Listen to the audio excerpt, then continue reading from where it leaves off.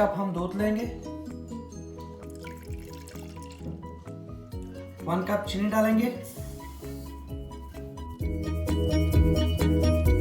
हम इसको तब तक मिक्स करेंगे जब तक हमारी चीनी अच्छे से मेल्ट नहीं हो जाती, और हम इस दूध को पकाकर इसको इतना कर लेंगे जब तक ये आधा नहीं रह जाएगा। जो आप देख सकते हैं कि हमारा दूध काफ़ी हद तक ड्राई हो चुका है। अब हम इसको ठंडा कर लेंगे। हमने 1 कप क्रीम ली है और हम इसको बीट कर लेंगे जब तक ये अपने साइज से डबल नहीं हो जाती।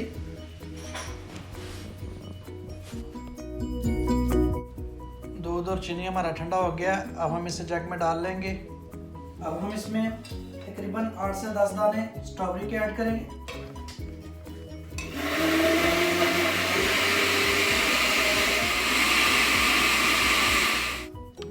अब हम इसमें स्ट्रॉबेरी का पल्प डालेंगे। इसमें 1 चम्मच के करीब एसेंस डालेंगे।